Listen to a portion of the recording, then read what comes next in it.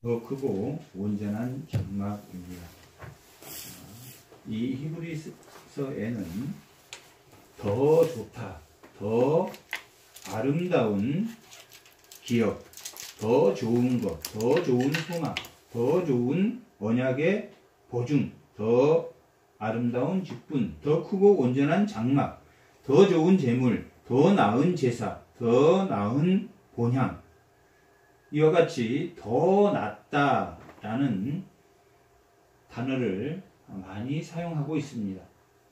우리가 마태복음 5장에서도 바리새인과 서기관보다 더 낫지 않으면 너희가 천국에 들어가지 못할 것이다 라고 말씀하신 것과 거의 동일한 말씀입니다. 그리고 그 다음에 더 나은 의가 너희에게 있다 한 이후에 옛사람은 계명을 살인하지 말라라는 계명을 가지고 있었지만 너희 제자들은, 나를 더 나은 의를 가진 자들은 미워하지 않은 것까지 궁극적인 의가, 더 나은 의가 있었다. 그것은 옛 사람들이 완악하여 율법이라는 법을 주었고 그 완악한 것 때문에, 율법은 완전하고 의롭고 정의로운 것이지만 율법이 잘못돼서 그 율법을 폐기한 것이 아니라 그 율법이 점점 더 나아져 다른 시내산에서 부부와 맺은 언약과 같은 그 율법을 주었고, 또 다윗과 맺은 언약은 그 언약의 내용은 동일하나 점진적으로 이제 부부에서 내가 너희를 자녀로, 이제 끊을 수 없는 사이로 내가 삼겠다. 그리고 이 에레미야에게는 새 언약, 너희 그 율법이 너희가 지킬 수 없는 언약이었으므로 이 율법이 흠이 있는 것이 아니라 너희가 흠이 있기 때문에, 너희가 완악하기 때문에 율법을 주었고 그 완악함 때문에 결국은 율법을 지키지 못하였으므로 더 나은 예수 그리스도가 이 땅에 오심으로 예수 그리스도가 하나님 우편에 앉은 그 장막, 하나님 나라의 그 하늘 성소를 하나님 우편에 앉아 우리를 중보하시는, 지금도 중보하고 계시는 예수님이다 라고 기록하고 있습니다. 중보라는 뜻은 오늘 새 언약의 중보자로 오셨다 라고 이 본문은 기록하고 있는데, 중보자라는 말은 무슨 말이냐면 제자들, 그 제사, 구약의 제사는 누가 중보하였습니까? 제사장들이 중보하였습니다. 뭘 중보했습니까? 짐승을 죽여서 그 죄를 속량해주는, 하나님 대신 그 제사를 집행하고 그 제사를 드림으로 인해서 죄 사함을 주는, 또 대제사장은 혹시 죄를 빠뜨린 죄가 있을까 봐서 1년에 한 번씩 대속죄일에 또 제사를 드렸습니다. 자신을 위해서 먼저 제사를 드리고 자기 집안을 위해서 제사를 드린 후에 백성을 위해서 제사를 드렸습니다. 그러니까 구약 때는 내가 뭔가를 잘못했다 그러면 양 한 마리를 들고 제사장에 가서 제가 이런 죄를 졌습니다 하면 그 죄를 그 양에게 안수해서 그 양에게 죄를 옮긴 다음에 그 양을 죽임으로 그 죄가 속량해 주었다. 그러니까 죄를 질 때마다 양 한 마리, 아니면 가난한 자는 비둘기나 또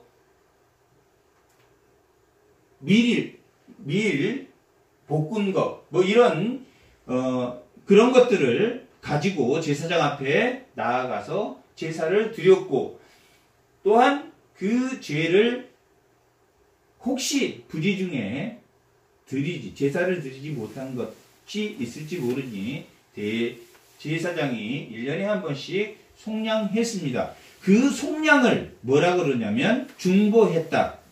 하나님과 백성 사이에서 그 제사를 드림으로 그 사람을 중보해 주었다. 그래서 예수님은 새 언약으로 오신 분인데 그 새 언약으로 오신 언약의 중보자다. 그것은 그 새 언약, 마음과 생각에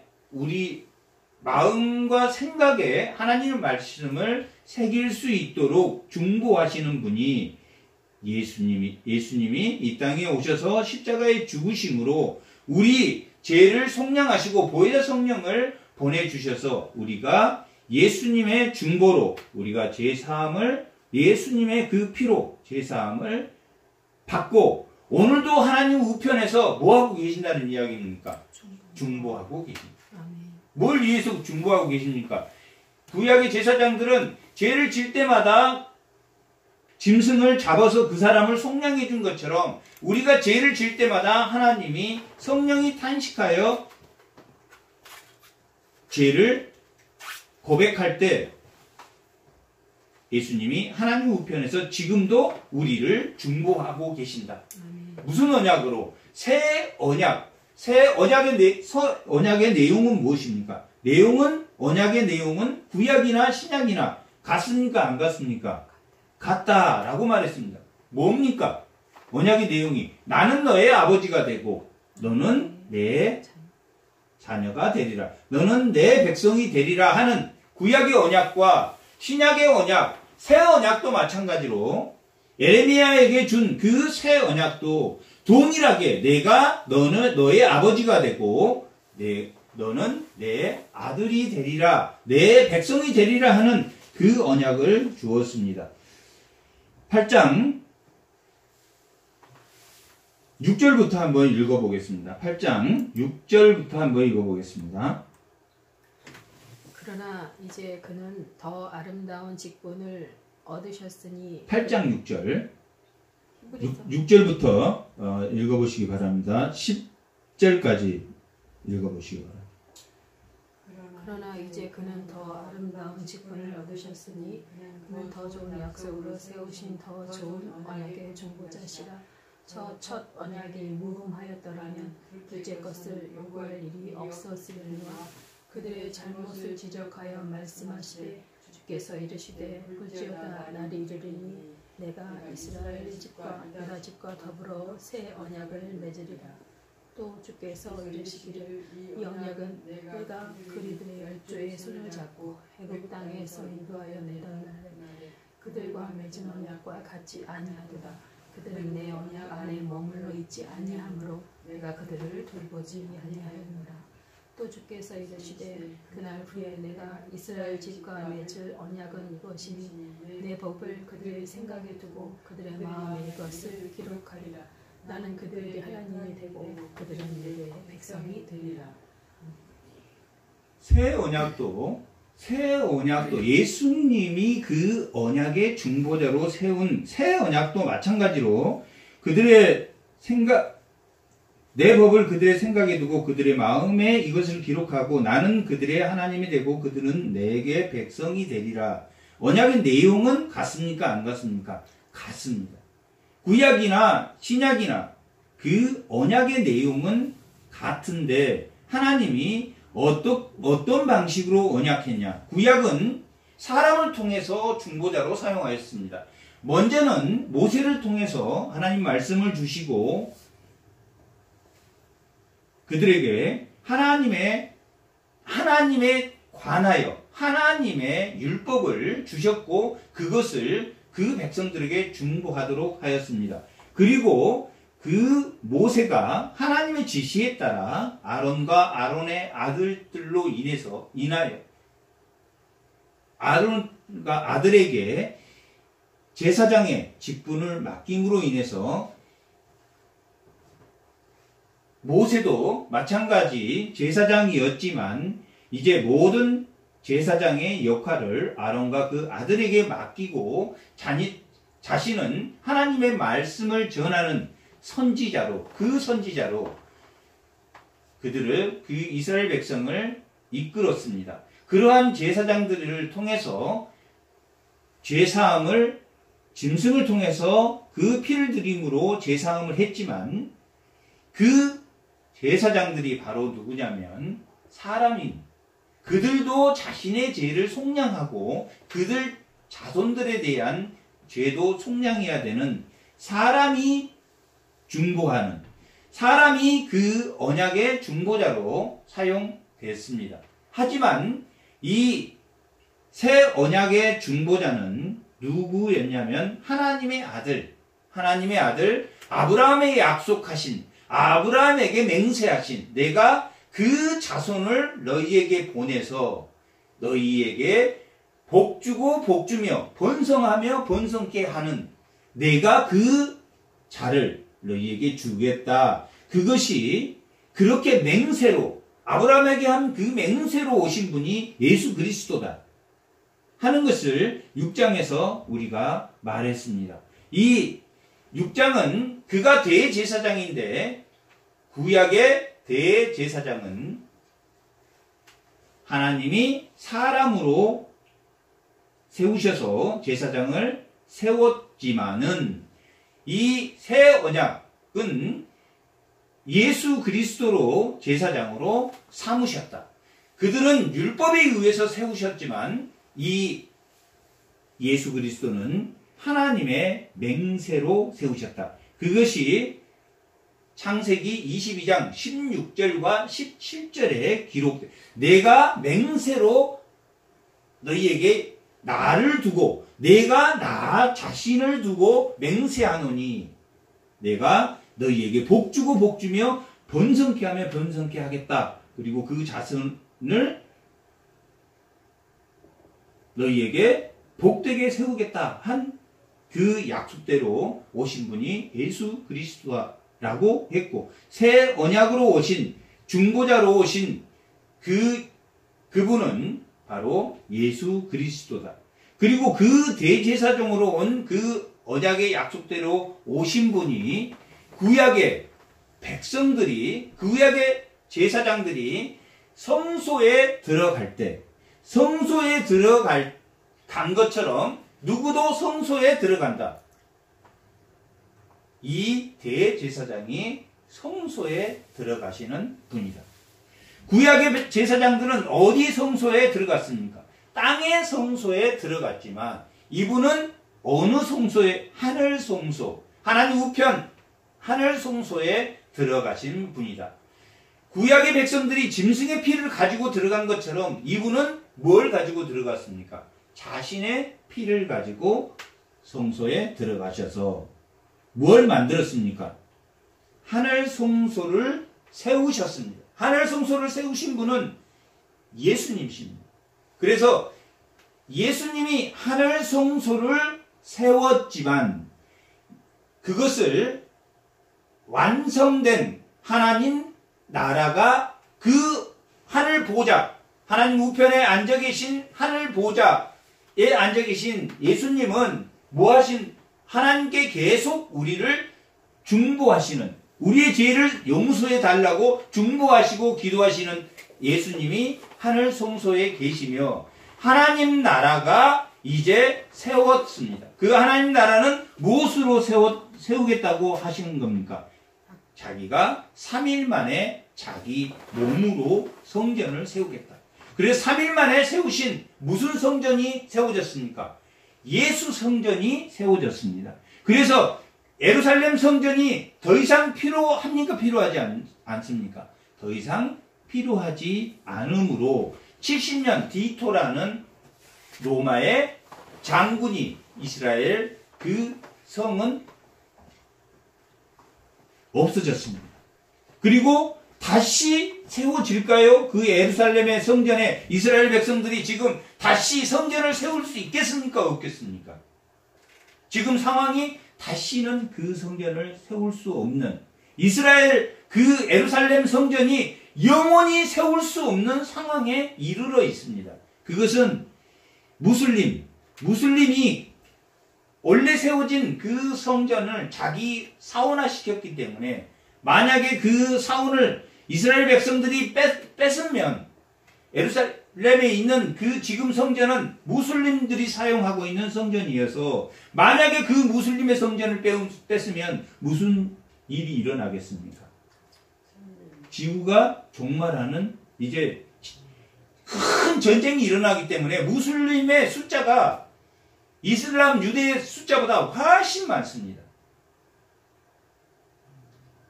그래서 그 무슬림들이 세운 그 성전을 이스라엘 백성들이 자기 나라에 있음에도 불구하고 그것을 부술 수 없고 뺏을 수 없는 것입니다.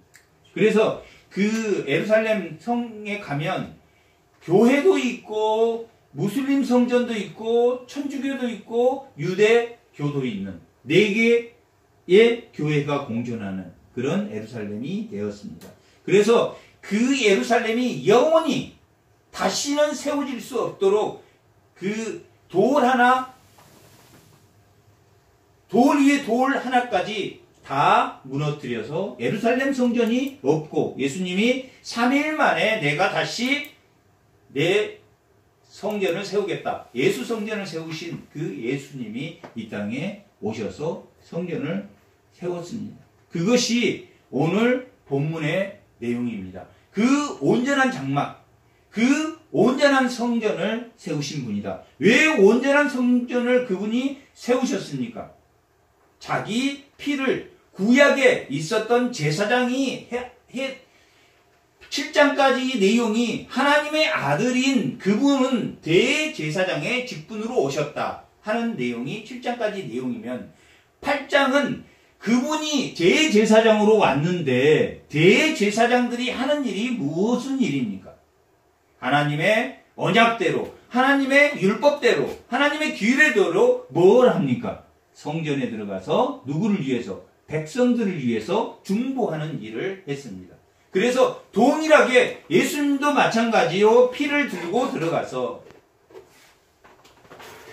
하나님 우편에서 예수님이 그 성전을 피로 세우시고 하나님 우편에서 오늘도 중보하시며 이 교회, 몸된 교회, 핏값으로 세우신 이 몸된 교회에 그 약속의 기업으로 얻은 자들, 그 약속의 기업으로 부르신 자들을 위하여 중보하신다는 내용이 오늘 본문의 내용입니다.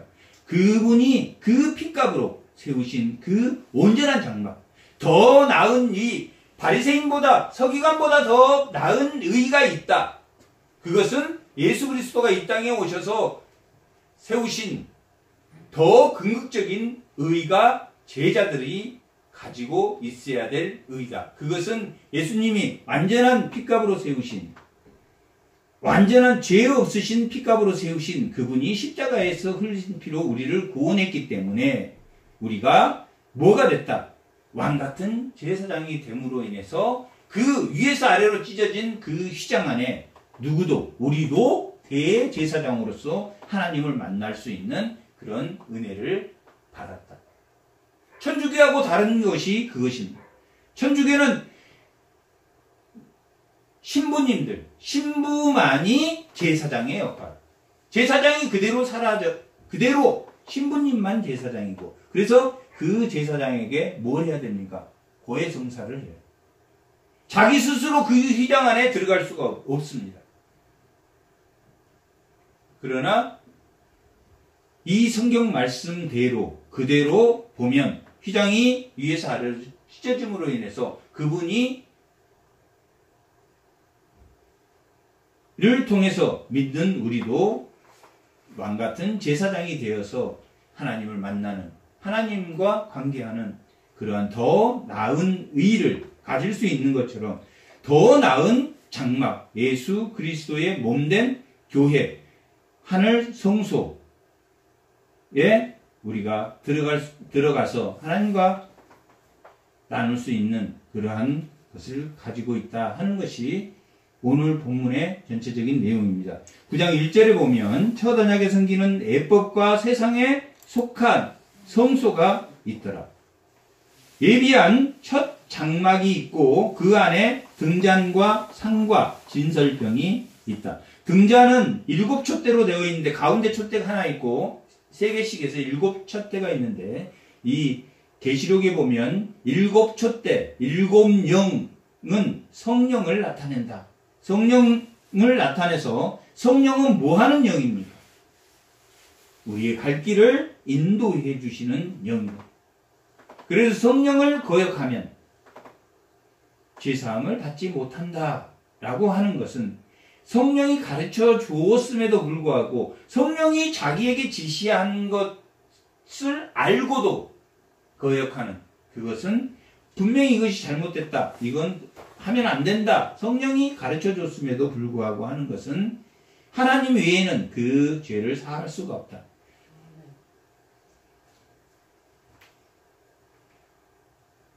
그리고 상과 진설병은 그 일주일에 한 번씩 그 떡을 12덩어리, 12지파의 그 떡을 이렇게 갈아주는데, 이렇게 해서 그 성소에 상번제와 번제를, 상번제 아침에 또 번제를 드리고 저녁에도 아침 저녁으로 번제를 드리는 그러한 상번제를 드리는 그러한 예법이 있었고, 둘째 휘장 안에도 장막이 있는데 둘째 휘장은 성소 안에 지성소, 성소 안에 지성소는 무엇만 들었습니까? 법궤만 들어있습니다. 법궤만 들어있는데 오늘 본문에서는 금 항아리는 그 휘장 앞에 금 향단이 있는데 그 향단에 그 향단의 향이 성도의 기도라 라고 계시록에 기록되어 있는데, 그 성도의 기도인 그 금 항아리는 대속죄일에만 그 휘장 안, 지성소 안에 두는데, 그래서 대제사장인 이 지성소 안에 예수님이 이 땅에 오신 대제사장으로 오셨기 때문에 금 항아리와 사면의 금으로 싼 언약궤가 있었다. 그 지성소에 있다. 그것은 대속죄일에 오신 대예수님을 나타내는 말이기도 합니다. 그 언약궤 안에는 만나를 담는 금 항아리와 아론의 쌍난 지팡이와 언약의 돌판이 있습니다. 그런데 이 만나나 또 아론의 쌍난 지팡이와 언약의 돌판, 이 만나는 하나님이 우리에게 생명을 주심을 나타내고, 쌍난 지팡이는 하나님의 인도함을 나타내며, 언약의 돌판은 그 말씀에 따라서 우리가 순종해 나가는 것을 말하고 있는데, 이 언약궤 자체, 이 하나님이 우리를 뭐 하신다? 통치하시는 하나님의 섭리 가운데 우리가 그 언약의 부르심으로 받는 우리는 하나님의 통치를 받는다 하는 것을 보여주는 구약의 백성들의 믿음의 장소인 이 지성소에 대제사장이 들어가서 대속죄를 합니다. 그런데 그 언약궤에 뭘 뿌리냐면 그 양푼에 피를 들고 와서, 짐승의 피를 들고 와서 그 언약궤 안에 뿌림으로 죄사함을 받는, 그것처럼 예수님이 그 지성소 안에 들어가셨다. 그 지성소 안에 들어가셨다. 그리고 그 휘장, 그 지성소는 예수님이 지성소 안에 들어갔다 한 그 지성소는, 그 예수님은 어디입니까? 그 노단, 십자가의 그 노단의 죽으심을 나타냅니다. 5절, 그 위에 속죄소를 덮은 영광의 그룹인, 속죄소는 뭐냐면 언약궤의 뚜껑입니다. 언약궤를 이렇게 덮는 속죄소가 있는데, 그 속죄소 위에 두 그룹, 천사의 두 그룹이 있어서 날개 하나는 다리를, 하나는 날개를 펴고 이렇게 서 있는 두 그룹이 있고 거기에 관하여 이제 낱낱이 말할 수 없노라. 이제 그 돌판과 그 만나와 그 인도함을 우리의 그 아론의 지팡이 하나님의 인도함이 그 하나님의 모든 섭리가 누구에게 예수 그리스도의 대제사장으로 오신 예수 그리스도에게로 옴으로 인하여 이제는 낱낱이 말할 수 없노라 라고 기록하고 있습니다. 이제는 율법의 모든 규례나 율법의 시민법이나 또 이러한 도덕법은 살아있지만 이러한 제사의 행위는 이제 더 이상 있지 않다 하는 것을 말하고 있습니다. 이 모든 것을 이같이 예비하셨으니 제사장들이 항상 첫 장막의 성소에 들어가서 섬기는 예식을 하고 매일 번제를 드리고 오직 둘째 장막은 대제사장이 이 지성소는 대제사장이 홀로 1년에 한 번 들어가되 자기 백성의 허물을 위하여 드리는 피 없이는 아니하나니 피를 가지고 들어가는데 예수님도 그 십자가 번제단에서 그 십자가의 단에서 죽으심으로 피를 가지고 들어갔다 하는 것을 말하기 위해서 그들이 그렇게 한 것처럼 피 없이는 아니한 것처럼 8절 성령이 이로써 보이는 것은 첫 장막에 서 있는 동안에 성전에 들어가는 길이 아직 나타나지 아니한 것이다. 구약의 피를 짐승의 피를 가지고 갈 때는 누가 오지 않았습니까? 예수님이 아직 오지 않았기 때문에 성소에 들어가는 길이 그 지성소에 들어가는 길이 아직 나타나지 않았다. 그 백성들이 아직은 예수님이 나타나지 않았기 때문에 뭘 했어야 된다? 짐승을 드릴 수밖에 없었다라고 하는 말입니다. 9절 이 장막은 현재까지 비유이니 현재까지 비유다라는 것은 구약의 백성들이 현재 그 짐승을 드려야 되는 그 현재까지 제사장의 그 중보로 제사장들이 죄의 중보로 그들의 죄사함을 해줬었다. 비유라는 것은 평행선에 있다. 우리가 누구와 누구를 비유한다 그런 뜻이 아니라 여기는 지금 8장에 보면 8장 5절에 보면 모형과 그림자다. 그림자는 어떻습니까? 사람이 가면 따라갑니까? 안 따라갑니까? 사람이 가면 따라갑니다. 모형은 노아의 방주가 하나님 나라의 모형이다 라고 하면 하나의 그림자다, 모형이다. 그것은 다르지만 연속성상의 상응. 구약의 제사장이 피를 들고 가고 예수님이 그 십자가에 피를 들고 간 것은 동일한 건 아니지만 상응하다. 똑같은 그림자와 같은 비유와 같은 또한 모형과 같은 그러한 이 단어가 모형, 그림자, 이 비유라는 그 단어가 다 동일하게 사용하고 있는데 이 비유다 하는 것은 그들이 죄 사함을 위해서 그 짐승을 가지고 들어가서 중보한 것처럼 예수님이 그 평행선상 그것은 그림자다. 예수님의 그림자다. 실체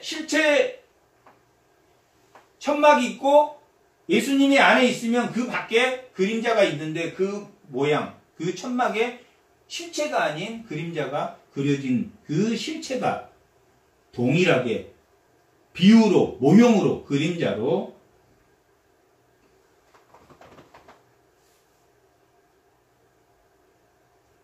비유 그 그림자에 그 평행선상에 있는 그러한 예물을 드리는 것과 제사를 드리고 섬기는 것들이 다 동일한 연속 속성에 있다.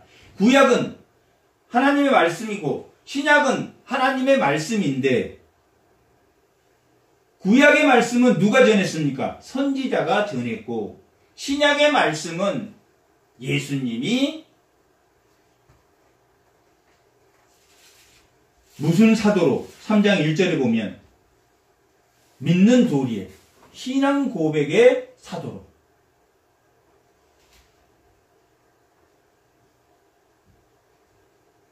구약의 말씀은 선지자가 전했고 이 신약의 말씀은 예수님의 신앙 고백, 믿는 자의 도의 사도로서 대제사장으로 오신 그 예수님이 가르치시고 그 믿음의 도의 신앙 고백의 대상자가 되셨다라고 말한 것처럼 그들이 예물과 제사는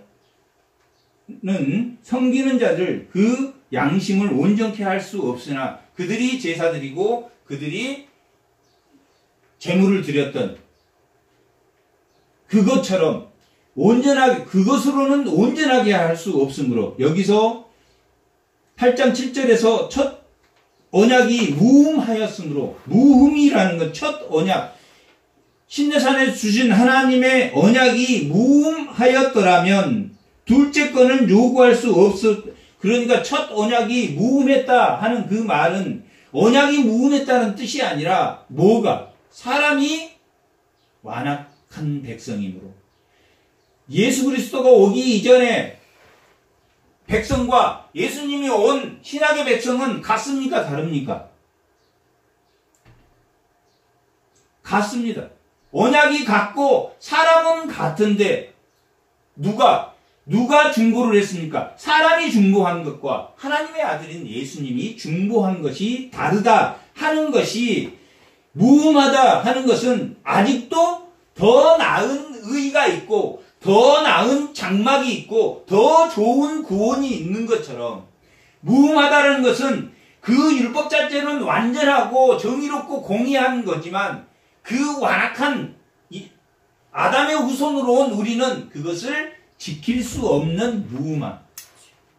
지킬 수 없는 무흠함이 뭐냐면 예물과 제사를 드려도 양심상 완전히 온전해질 수 없는 양심상 완전히 온전해질 수 온전은 뭐라 그랬습니까? 오늘 여기 우리 하이델베르크 소일 문답에서도 뭐라고 나와 있습니까? 그분은 54문에 보면 나는 하나님의 아들이 세상 처음부터 마지막 날까지 모든 인류 가운데 영생을 위해 선택한 교회를 참된 믿음으로 하나가 되도록 어디서부터? 세상의 처음부터 끝까지 누가 알파와 오메가가 누구라 그랬습니까? 예수님이요. 우리가 태어나기 전 창세 전부터 우리는 택한 자들 예수 안에서 택한 자들을 택했다. 그것이 무슨 말입니까? 모든 섭리가 누구에 의해서 이루어지고 있다. 하나님에 의해서 바람도, 물도, 구름도, 우리도, 내 생활의 현상도 하나님의 섭리 가운데 다 있다. 아멘. 그러나 우리가 무음이기 때문에 우리가 율법에 빠져 있으면 무음하기 때문에 우리가 완악하기 때문에 우리가 거부하고 우리가 원망하고 하나님을 시험하는 일이 있지만 어디 안에 있으면 성령 안에 있으면 아멘. 내가 주 안에 있으면 반응하지 않는다. 자기 자신이 반응한 것이 온전하지 못합니다. 자기 자신이 반응하기 때문에. 그러나 율법이 있을 때는 죄가 죄인이나 이게 로마서 7장에 보면 죄가 죄를 만든다. 너희가 그 탐심이 죄를 만든다. 그것은 예수 안에서 택한 자, 예수 안에 택해서 그 은혜로 구원받은 거니까 우리의 노력으로 구원을 받지 않았는데 늘 자기 자신이 주인이 돼서 주인이 됐을 때는 온전할 수 없다. 그래서 하나님이 모든 섭리 가운데 계신다. 물 가운데도 구름 가운데 바람 가운데 모든 내 생활의 모든 가운데 주인으로 계신다. 근데 모든 세상의 종교는 다 각자의 개체, 자연 그 자체, 범신론이라고 그러죠. 그것이 다 물은 물이고 하늘은 하늘이고 구름은 구름이다. 누가 불교의 그 성철 스님이 한 말을 구름은 구름이고 우리는 우리고 너는 너고 다 우리는 이 자연의 한 범신론 일부이다. 자연의 일부가 아니라 모든 섭리 가운데 알파와 오메가이. 처음도 예수님이고 처음도 삼위 하나님이고 마지막도 삼위 하나님. 아멘. 안에서 우리는 이미 창세전에 택한 그 구원의 백성으로 왔기 때문에 우리는 하나님의 말씀에 순종하며 세상의 어떤 악한 것을 어떤 것으로부터라도 우리가 반응하지 않는 것이 뭐다? 믿음이다. 내 자신이 반응한 내 탐심이나 내 욕심이나 이생의 자랑이나 육체의 정욕이나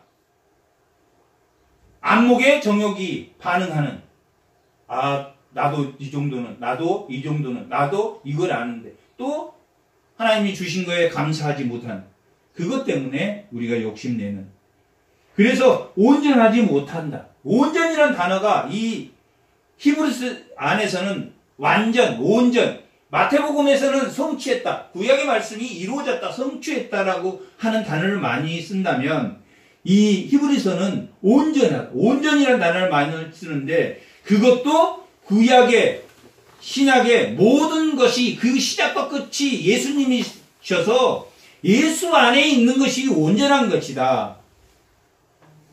그런데 예수님이 이 땅에 오셔서 온전을 향해 가는 것은 예수님이 점점 더 온전해지신 분으로 나아가는 게 아니라 예수 안에서 점점 하나님 나라가 자라난다.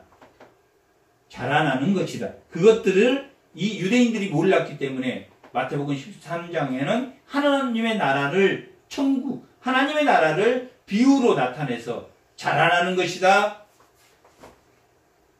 또한 나의 모든 소유를 주고 사는 것이다. 그리고 옛것과 새것을 꺼내는 곡간과 같은 것이다. 구약의 말씀도 우리가 하나님의 말씀이므로 그것이 예수 안에서 온전해졌으므로 구약의 백성은 신약의 백성으로 인해서 온전해졌다. 그게 11장에 보면 이제 다음 주에 제가 하려고 하는 건데 11장에 보면 11장 40절 한번 읽어보겠습니다. 39절부터 한번 읽어보겠습니다. 이 사람들은 다 믿음으로 말미암아 증거를 받았으나 약속된 것을 갖지 못하였으니 이는 하나님이 우리를 위하여 더 좋은 것을 예비하셨은즉 우리가 아니면 그들로 온전함을 이루지 못하게 그들도 우리가 아니면 신약의 백성 예수 그리스도로 우리가 구원받지 못했으면 예수 그리스도를 이 땅에 보내주시겠다고 하신 구약의 선지자의 말 그리고 구약의 그것을 믿었던 사람들도 구원을 받지 못했을 것입니다. 신약의 예수님이 오셔서 이 신약 백성들이 그 예수로 인해서 구원받음으로 그들도 구원받았음을 증거해 줬다. 온전이란 말은 그런 뜻입니다. 내 삶의 모든 100%가 하나님 섭리 가운데 일어난다. 처음도 그분이었고 내 처음은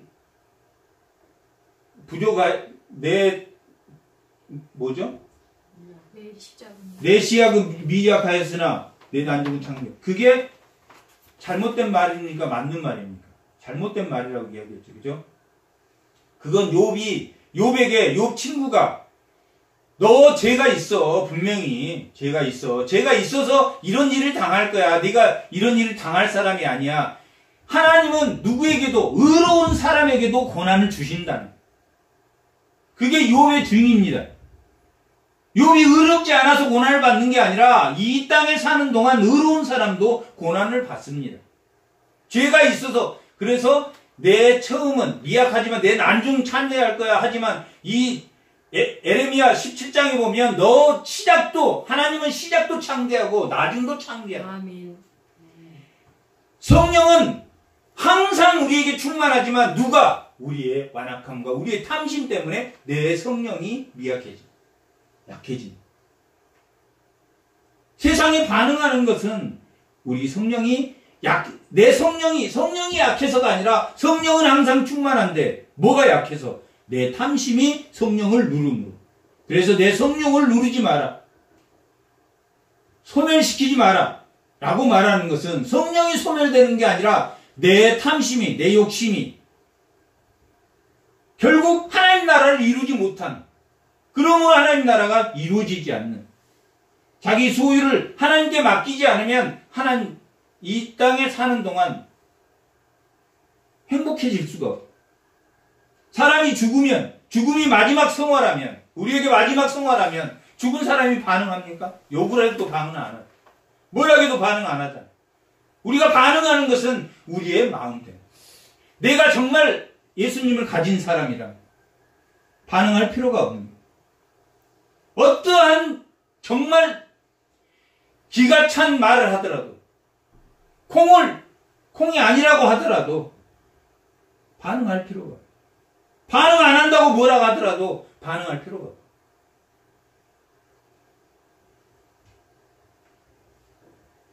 그것이 그들의 예법과 제사는 온전하지 못하다. 그러나 10절 그것을 먹고 마신 것과 여러 가지 씻는 것과 그 예법, 하나님께 드리는 예물, 고르반, 예물, 하나님께 드리는 그 예물은 다 육체의 법이다. 의식법과 시민법은 완전히 사라졌다. 뭐만 남았습니까? 도덕법. 십계명에 있는 우리가 우리의 율법적인 그 도덕적인 의, 윤리적인 의의는 우리가 이 구약에서 예수님이 모든 그 섬기는 것과 의식법과 시민법은 예수님이 다 완성했으므로 우리가 유월절이라고 우리가 양을 잡고 제사를 안 드리는 것은 예수님이 다 십자가에서 이루셨기 때문에. 하지만 뭐만 윤리적인 도덕법, 도덕적인 우리가 죄를 범하지 않도록 하는 그것은 우리가 지금도 구약의 말씀을 지키지만 의식법이나 시민법은 뭡니까? 그들이 하나님의 백성이 되려면 뭘 했습니까? 할례를 했단 말이에요. 그러나 지금은 어디에 할례를 하면 됩니까? 마음의 할례를 하면 됩니다. 실제 할례를 안 해도 마음의 할례를 하면 그것이 의식법과 시민법은 없어졌지만 도덕법은 그대로 우리가 지켜야 하는 이유이기도 합니다. 이게 육체의 의식법이 뭐 할 때까지? 개혁할 때까지 맡겨둔 것이니라. 개혁은 언제까지 합니까? 언제까지 개혁을 하겠습니까? 예수님이 재림하는 그날까지. 성경으로 돌아가자 하는 것이 개혁인데 예수님이 이 땅에 오셔서 우리가 이 성경 말씀대로 완전 성화가 있습니까? 없습니까? 없든. 그리고 완전한 가르침이, 예수님의 가르침이 완전한 가르침이 있겠습니까? 존재할 수가 없습니다. 우리는 어떤 사람은 똑같은 히브리서를 가르치는데 어떤 사람은 이런 모양으로 가르치도록 하나님 섭리하셨고 어떤 사람은 이런 모양으로 가르치도록 섭리하셨고 어떤 사람은 나무를 보도록 가르치시고 어떤 사람은 숲을 보도록. 근데 숲을 보는 게 자기 것만 맞다 하는 것은 있을 수가 없는. 어떤 사람은 이런 일면, 저 사람은 이런 일면으로 하나님이 세우시고 이 사람은 이런 일면으로 하나님 세우셨지.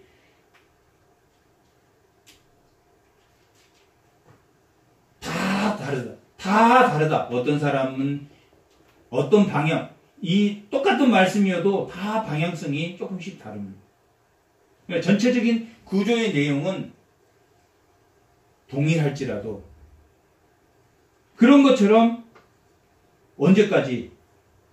개혁될 때까지. 우리가 완전한 성경이 이루어질 때까지. 완전히 예수 안에서 시작과 예수 안에서 끝나는 그 온전함이 이루어질 때까지 뭐 해야 된다? 성경이 성경으로 돌아가자. 우리가 완벽할 수 없는 것처럼, 우리가 늘 부족한 것처럼,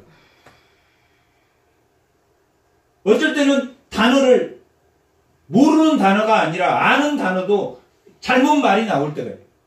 온전을 온유라고 말을 한다든 자기도 모르게 하다 보면, 빠르게 하다 보면 그렇게 표현할 수도 있고, 그런 잘못된, 또 더 깊이 들어가지 못한, 하나님 말씀을 더 깨닫고 깊이 들어가지 못한, 또 어떤 일면을, 전체적인 흐름을 보지 못하는 그런 일면도 우리 모든 가르치는 사람에게는 다 있다. 완전한 것은 없다. 부족하다.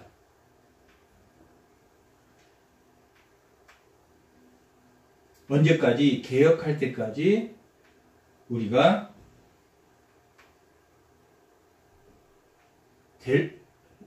온전해지려고, 부족한 것을 채우려고, 내가 세상에 반응한 것을 하나님 앞에 미워하는 것들을 버리도록 하는 것이 개혁입니다. 개혁할 때까지 맡겨둔 것입니다. 11절 그리스도께서는 장래 좋은 일의 대제사장이에요. 더 좋은 제사장. 왜 더 좋은 제사장입니까? 옛날 제사장들은 1년에 한 번씩 제사를 드렸고, 죄 질 때마다 갔답니다. 죄 질 때마다 드렸고, 속죄제, 죄에 대한 것도 드렸고, 또 속건제물도 드렸다. 그런데 예수님이 죄 없으신 하나님의 아들인, 죄 없으신 하나님의 영광의 그 광채로 오신 분이기 때문에 한 번 제사로 모든 제사가 끝났다. 그렇지 않았으면 우리는 뭐 해야 된다? 계속 제사를 드렸어야 되지 않느냐 하는 말이 그 위의 말들입니다. 너희들이 예수님 그분이 오셔서 이 온전한 더 좋은 제사장으로 오시려고 그 너희들이 계속 1년에 한 번씩 죄 질 때마다 그렇게 제사함을 했지만, 이제 마치 그분이 더 좋은 제사장이라는 것, 한 번에 너희 죄를 다 대속해 주는, 그것도 다 대속한 것뿐만 아니라 보혜사 성령을 보내셔서 우리의 생각과 마음에 우리의 인도함, 아론의 지팡이처럼 우리를 인도해 주십니다. 우리는 뭐만 하면 됩니까? 반응하지 않고 섬기는 것만 합니다. 반응하지 않고, 누가 뭐라 그래도 반응하지 않고, 그게 빨리 이루어지면 이루어질수록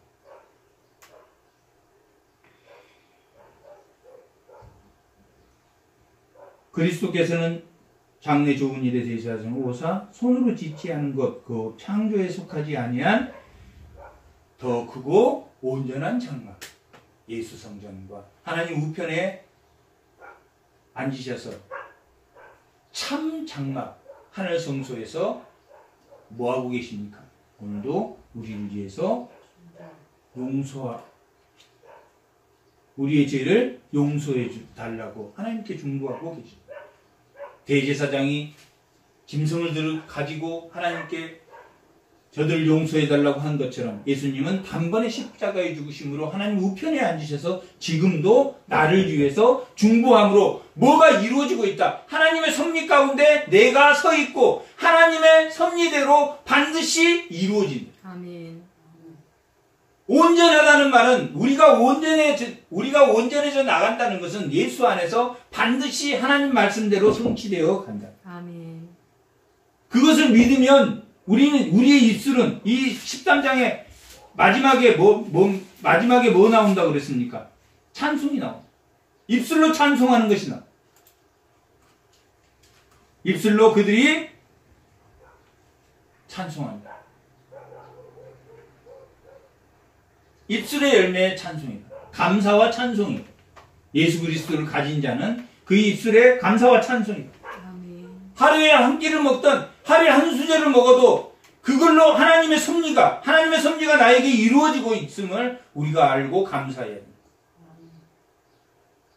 어떠한 상황에서도, 어떠한 환경에서도 하나님께 감사하며 찬양해요.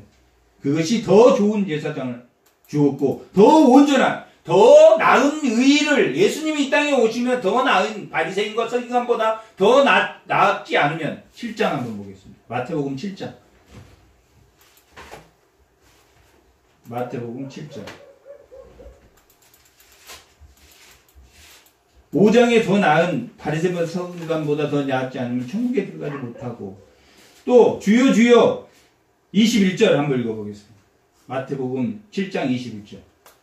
나더러 주여 주여 한 자마다 다 천국에 들어가는 것이 아니요 다만 하늘에 계신 내 아버지의 뜻대로 행하는 자라야 들어가리라. 주여 주여 주여 주여 라고 부르는 게 아니라 하나님 뜻대로 행하는 자라야 들어간다.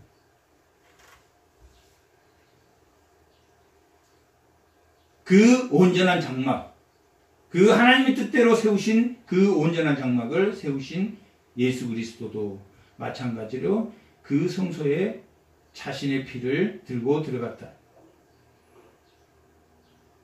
13절 염소와 황소의 피, 송아지의 죄를 부정한 자에 뿌리면 그 육체가 정결하고 거룩하게 되었는데, 민수기 19장에 보면 나옵니다. 정결하게 되었고 깨끗하게 거룩하게 구별하였는데 살아계신 하나님을 섬기지 못하겠습니다. 하물며 그 예수님이 뿌리신, 단번에 죽으신 그 피로 뿌리신 너희는 하나님을 바르게 예배드리지 못하겠느냐, 바르게 찬양하지 못하겠느냐, 바르게 감사하지 못하겠느냐, 바른 믿음의 도에 바로 서지 못하겠느냐, 지극히 작은 자들을 섬기지 못하겠느냐. 15절 이로 말미암아 그는 새 언약의 중보자이시니 이는 첫 언약 때에 범한 죄에 속량하시려고 죽은 자 죽으사 부르심을 입은 자로 하여금 영원한 기업의 약속을 얻게 하려. 예수님을 믿는 자에게 영원한 기업의 약속을 얻게 하려고 하신다. 하나님의 말씀 반드시 뭐한다? 성취하게 한다.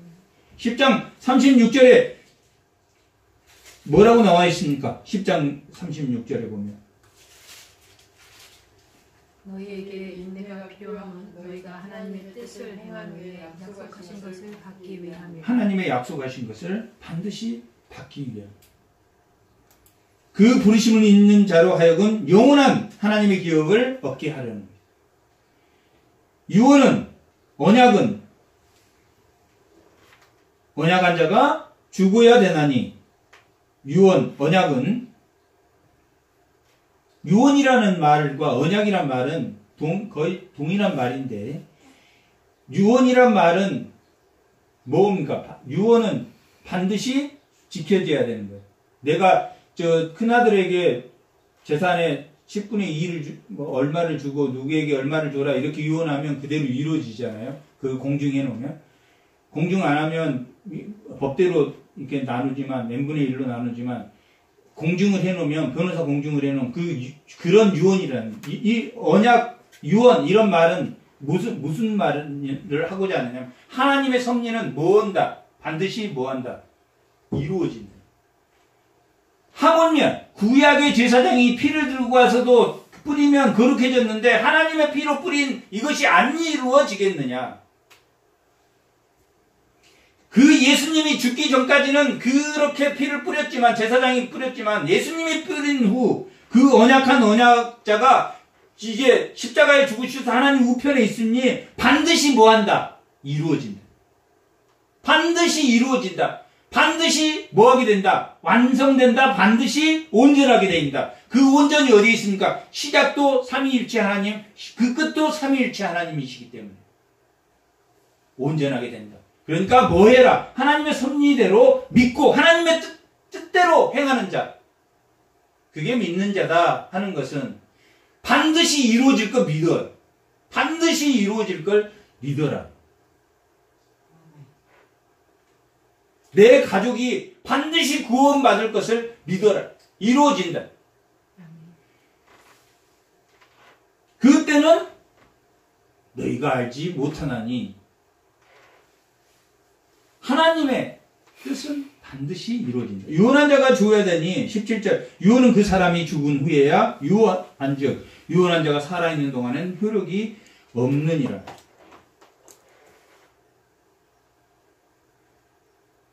유언한 자가 그 예수님 유언한 자가 뭘 가지고 들어가야 됩니까? 자기가 죽어서 피를 가지고 들어 있으니까 살아있는 동안에는 구약 제사장이 그 피로 짐승의 피로 하기 때문에 완전한 것이 아니고 무음한 것이다. 하지만 예수님이 죽은 후에는 반드시 모든 것이 하나님의 섭리대로 이루어질 것이고 너희 마음판에 보혜사 성령을 보내주셔서 너희를 인도해 줄 것이다. 18절 이러므로 첫 언약도 피 없이 세운 것이 아니니 모세가 율법대로 모든 계명을 온 백성에게 말한 후에 송아지와 염소의 피 및 물과 붉은 양털과 우수추를 취하여 그 두루마리와 온 백성에게 뿌리며 이르되 이는 하나님이 너희에게 명하신 언약의 피라 하고 하나님과 언약할 때 하나님의 그 짐승의 송아지 피를 가지고 어디에 먼저 그 제단에 뿌리고 누구에게 뿌렸습니까?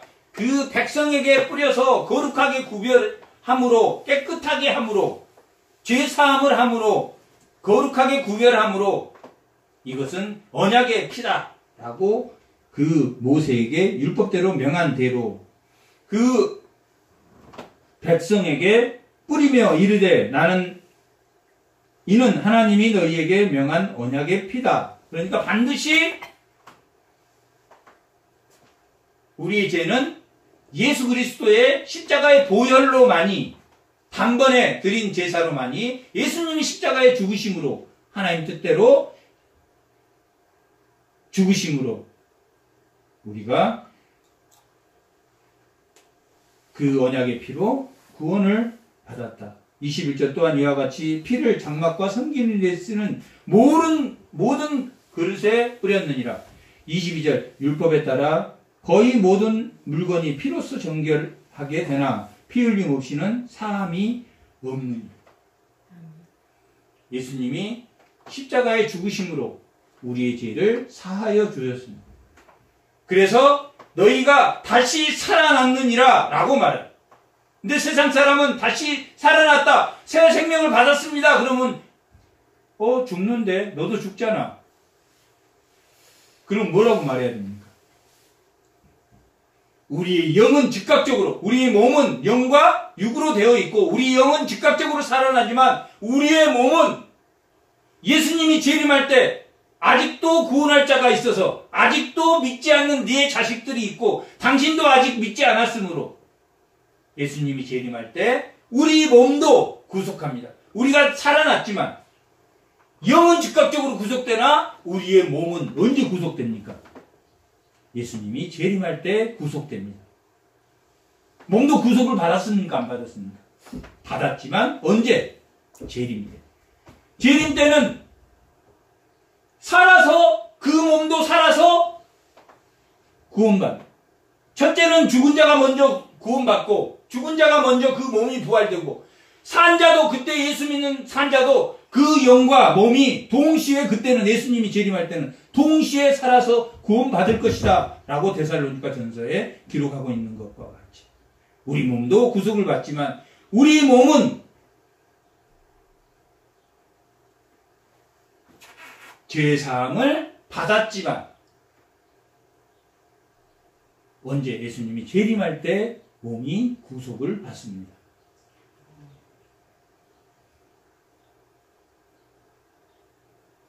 이와 같이 예수님이 십자가에 죽으심으로 우리가 완전한 구속을 이루셨습니다. 이것은 그 완전한 장막에 들어간다는 것은 하나님의 통치가 나에게 일어난다. 그 온전한 장막에 하나님의 섭리와 하나님의 통치가 일어나고 있는 것을 말합니다. 그리고 그 하나님이 약속하신 그 언약이 반드시 내 안에, 내 가족 안에, 네 나라 안에 반드시 하나님의 섭리가 일어나는 것을 믿는 그 믿음 안에서 역사하는 것이다. 그것이 더 나은 구원, 더 나은 의, 더 나은 온전한 장막에 우리가 들어가 있는 것이다 하는 그런 믿음을 다 가지시기 바랍니다. 아멘. 잠깐 기도하겠습니다.